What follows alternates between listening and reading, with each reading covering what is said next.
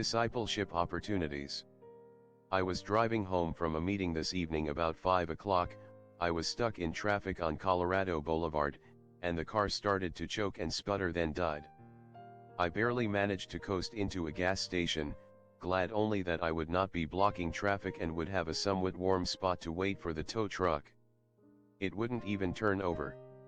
Before I could make the call, I saw a woman walking out of the Quickie Mart, and it looked like she slipped on some ice and fell into a gas pump, so I got out to see if she was okay. When I got there, it looked more like she had been overcome by sobs than that she had fallen. She was a young woman who looked really haggard with dark circles under her eyes. She dropped something as I helped her up, and I picked it up to give it to her. It was a nickel. At that moment, everything came into focus: the crying woman, the ancient Suburban crammed full of stuff with 3 kids in the back, one in a car seat, and the gas pump reading $4.95.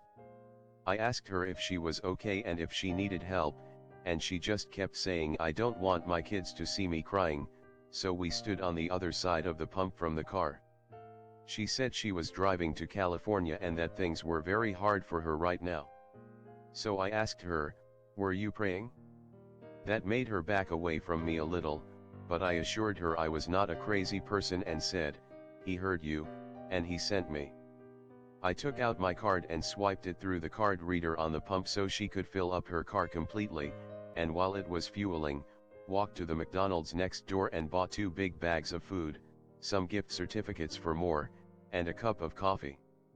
She gave the food to the kids in the car, who attacked it like wolves, and we stood by the pump eating fries and talking a little. She told me her name, and that she lived in Kansas City. Her boyfriend left 2 months ago and she had not been able to make ends meet. She knew she wouldn't have money to pay rent January 1st, and finally in desperation she called her parents, with whom she had not spoken in about 5 years. They lived in California and said she could come live with them and try to get on her feet there. So she packed up everything she owned in the car. She told the kids we're going to California for Christmas, but not that they were going to live there. I gave her my gloves, a little hug, and said a quick prayer with her for safety on the road. As I was walking over to my car, she said, "So, are you like an angel or something?" This definitely made me cry. I said, "Sweetie, at this time of year angels are really busy, so sometimes God uses regular people." It was so incredible to be a part of someone else's miracle.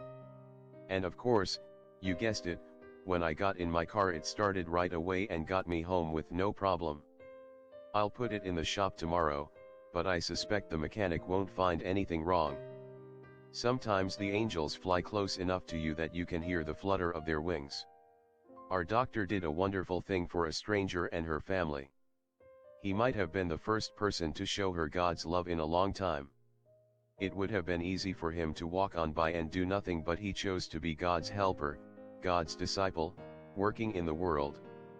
This woman will remember the doctor until her dying day, but more importantly God will remember the doctor's kindness forever.